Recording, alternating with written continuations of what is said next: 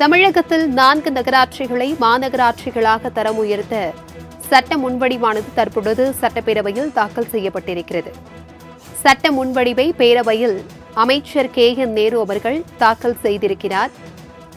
திருவண்ணாமலை, நாமக்கல், காரைக்குடி, புதுக்கோட்டை நகராட்சிகளை மாநகராட்சிகளாக சட்ட முன்வடிவானது தற்பொழுது தாக்கல் செய்யப்பட்டிருக்கிறது. மேலும் சட்ட முன்வடிவு மீது நாளை குரல் வாக்கெடுப்பு நடைபெற உள்ளதும் குறிப்பிடத்தக்கது.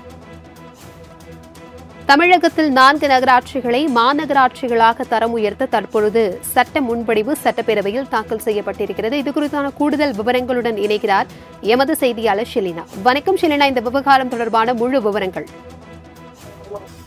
சட்டப்பேரவையில் குறிப்பாக மாநகராட்சிகளை நகராட்சிகளாக மாற்றுவது தொடர்பாக ஏற்கனவே அறிவிப்பு வெளியிடப்படும் என்று நேற்று அமைச்சர் KN நேரு தெரிவித்திருந்தார். அதன்படி 2024ஆம் ஆண்டு தமிழ்நாடு நகர்ப்புற உள்ளாட்சி அமைப்பின் திருத்த சட்ட முன்வடிவை தற்பொழுது அமைச்சர் KN நேரு தாக்கல் செய்திருக்கிறார். இதன் மூலமாக 3 லட்சம் மக்கள் தொகை மற்றும் 30 கோடி ரூபாய் ஆண்டு வருமானம் இருந்தால் நகராட்சியை மாநகராட்சியாக தரம் உயர்த்தலாம் என்ற சட்டத்தில் திருத்தம் என்பது கொண்டுவரப்பட்டு 2 லட்சம் மக்கள் தொகை மற்றும் 2 கோடி ரூபாய் ஆண்டு வருமானம் இருந்தாலே தரம் உயர்த்தலாம் என்று தற்பொழுது சட்ட திருத்தம் என்பது கொண்டுவரப்பட்டிருக்கிறது.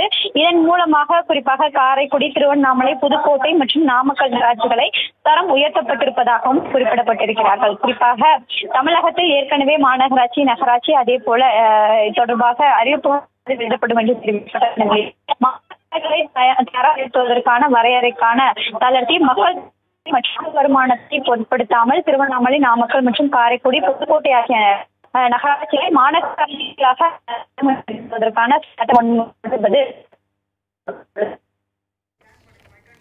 தகவல்களுக்கு நன்றி ஷெலினா.